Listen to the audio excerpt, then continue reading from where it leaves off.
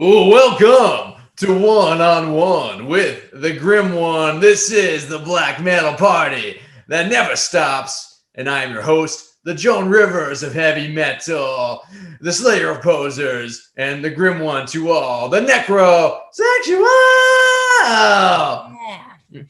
Yeah, buddy, and joining me from the hellish land of New Jersey, we have one half of Little Punk People, as well as the star of the upcoming film Terrifier 2.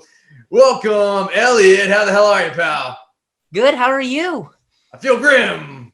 Me too. I enjoy your pumpkin. Thank you. It's pretty Ian brutal. Pumpkin did that for me, and he sent it to us. It is awesome. Hell yeah. Well, you are certainly the youngest person that I've ever had this one-on-one conversation with. So congratulations. And you, Elliott, I'm a little bit jealous of you because in your relatively young broadcasting career, you've already spoken with some of the biggest names in heavy metal, even bigger names than I can land. So my hat is off to you. Where did this idea to go one-on-one and pick the brains of all these heavy metal legends come from? When I was younger, super young, like I'm young, but when I was super young, my parents, well, they always do horror conventions all the time.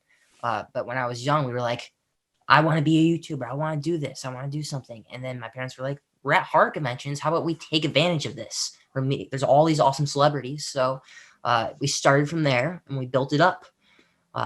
And now I'm living my dream, doing interviews and stuff. So who's the favorite person you've ever spoken with? I have spoken with so many incredible people that it's hard to decide on one favorite, but can I name a few? Of course. Yeah, I got So one, I'll my say baby. Rob Halford, like you said, Tom Araya, James Hetfield, Ice-T, and Ernie C. from Body Count was an incredible interview. So those were just like the few favorites off the top of my head. Indeed, James Hetfield's got a great dad rock sense of humor in his elder years. Normally, when I'm interviewing bands, they're getting the weird vibe from me. So I'm curious, has there ever been anybody you've spoken with that you've gotten a weird vibe from since you're the normal one? I have never gotten a weird vibe from anybody. Everyone has always been so kind to me, so respectful, and it's really made me feel good whenever I interview these people. So I've never actually gotten a weird vibe from somebody. So that's Wow. pretty crazy because I've interviewed so many people, but Yeah. not a single weird vibe. Yeah, they save the weird vibe for the adults. You get the PG version, I guess. Yeah. What was the first metal band that really blew your mind? That's a hard one. I have to think it back. Probably either Iron Maiden or Metallica, because of course you got to start with like the essentials. So I think it was probably Iron Maiden, the first main metal band I listened to all the time, constantly. Do you have a favorite Maiden record? I'm going to say Killers. Killers. Number of the yeah. Beast is awesome too, but I really love Killers. It has a lot of style, and that's just my favorite. Yeah, Killers, that's the new wave of British heavy metal cult classic. Mm-hmm. Paul Di'Anno. Yeah. If you could look into a crystal ball or have that genie grant your wish, who's one person you still want to interview? Between Tom York of Radiohead, because I'm a huge Radiohead fan, or Ozzy Osbourne, those are two big ones for me. Huge ones. And also any member of Iron Maiden. I was just talking about Iron Maiden. Bruce Dickinson would be awesome. That'd be a great interview. And of course, you're the star of the upcoming horror film that will be available on all streaming platforms in the near future, Terrifier 2. What's up with you and this clown all of a sudden? You're like obsessed. They never found his body. So tell me about your little foray into acting. How did this come about? I've always been a big fan of horror movies and film in general. So we were like, why not do auditions? So we got signed onto a talent agency, and ever since then, I've just been grinding, doing auditions, going to the city, doing self-tapes from home, and it's been a dream of mine, another dream that I am living. So I'm sure you've seen the first Terrifier film. yes, of course. Right. I was a fan of it before I even auditioned for Terrifier 2. Terrifier has a very high standard for poor taste. It's got that scene where the chick gets sawed in half and all sorts of gore and blood and fecal matter. Yes. Yeah. So it sounds like you're a pretty sick horror fan. Tell me about one scary movie that really haunted you when you saw it. Ooh, ones that scared me a lot the first time I saw it. Texas Chainsaw Massacre, the very original one. That one really scared me because it had that very gritty vibe. It almost felt like you were actually there.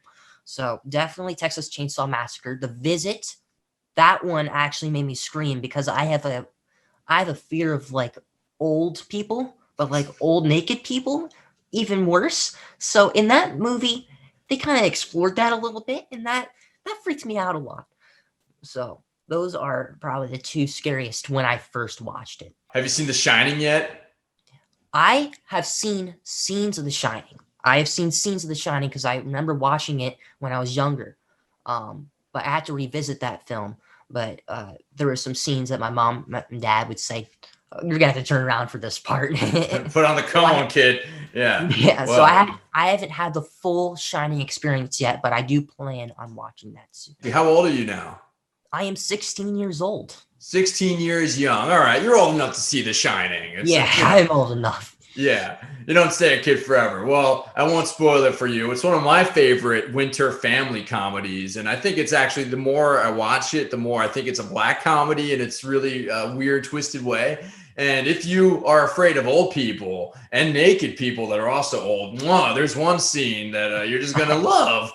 How do you plan to avoid going the sometimes tragic path of a former child actor? How do I avoid? My way of avoiding that is working hard constantly. That is the ultimate key, especially with acting, because if I do another 1,000 auditions, I should land another gig, or shouldn't I? Like eventually. So just keep working hard. That's my key to not just becoming a child star. So who is your favorite actor? Who do you take inspiration from in the thespian crafts? There is plenty. I'm gonna say probably my top one is Robert De Niro, because I'm a huge Taxi Driver fan. Brad Pitt, because I watched Once Upon a Time in Hollywood, and that was one of my favorite movies. Definitely Robert De Niro. Taxi Driver, one of my top films. I mean, I feel like I have to peek a little bit from behind the curtain and just show you this over here. Let's see. See that? You talking to me? You talking to me? Yeah. Yeah. I love that scene.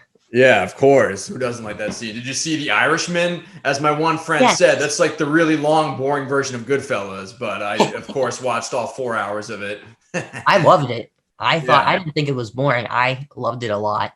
Yeah. Have you seen Goodfellas yet?